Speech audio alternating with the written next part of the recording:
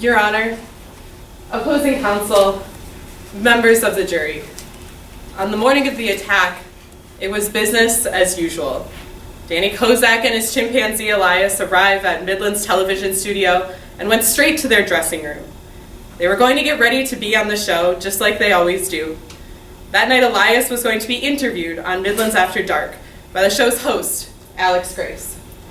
The plan was for Elias to sit in the guest chair and Alex Grace to sit behind the desk asking him questions, just like a normal interview. Mr. Kozak would be off stage showing Elias exactly how to respond. But when it came time to rehearse, things didn't go as planned. The rehearsal began with Elias sitting in the guest chair, Alex Grace asking him questions, and Mr. Kozak feeding him responses. But after a few questions, Elias began looking around the studio. Elias got in his chair, began jumping up and down, and started screaming at the crew. Mr. Kozak froze. The crew panicked, and Alex Grace saw her opportunity. This was her chance to save the day. She reached towards Elias to try and calm him down, but Elias jumped up and bolted towards the crew. Instantly, Elias was on top of Chris Villafana. He was punching, he was biting, he was out of control. There was nothing that anyone could do before Elias killed him. Chris Villafana died on the set of the show. But ladies and gentlemen, Midland's television studio has brought us into court to blame Danny Kozak for the attack. They want you to believe that he was negligent or that he acted unreasonably on that day. This claim gives them the burden of proof. They must show that Danny Kozak, more likely than not, acted unreasonably. And more importantly, they must show that his actions caused Elias to attack. But the evidence will show that Alex Grace caused Elias to attack. When Alex Grace reached in to try and save the day, it caused Elias to panic and run towards Mr. Villafana. That's why we as the defense have taken on our own burden.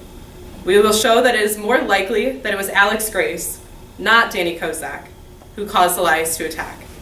And if that is true, then you cannot find Mr. Kozak liable. Today, Mr. Kozak himself is going to take the stand and break down what caused the attack. He will tell us that when Elias began looking around and started screaming, Elias was in a startle reaction.